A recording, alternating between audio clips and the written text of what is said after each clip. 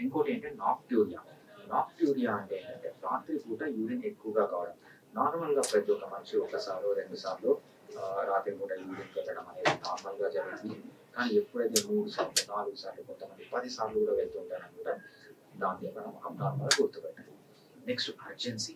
So, నార్మల్‌గా ఏంటంటే మనకు బ్లాడర్ బాగా ఫుల్ అయిపోయిన తర్వాతనే మనకు యూరిన్ పోవాలనే అర్జెన్సీ అనేది వస్తుందన్నమాట. వీళ్ళలో ఏమవుతుందంటే ఇన్‌కంప్లీట్‌గా బ్లాడర్ ఉండంగానే అంటే ఇంకా కొంచెం బ్లాడర్ ఫిల్ కాంగానే వీళ్ళకి అర్జెన్సీ అంటే అర్జెంట్‌గా వాష్‌రూమ్ వెళ్ళాలనే ఫీలింగ్ వస్తుంది.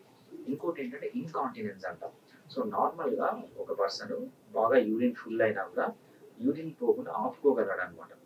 వీళ్ళలో ఏమవుతుందంటే ఇన్‌కాంటినెన్స్ అంటే యూరిన్ పోకుండా ఆపుకుంటే ఏమవుతుందంటే బట్టల్లోనే యూరిన్ అయిపోవడం. సో, అండర్‌వేర్‌లో యూరిన్ అయిపోవడం ఇది కామన్‌గా చూస్తుంటాం. ఇంకోటి స్లో స్ట్రీమ్ అంటామనమాట. స్లో స్ట్రీమ్ అంటే ఏంటంటే నార్మల్‌గా యూరిన్ అనేది ఒక పర్టిక్యులర్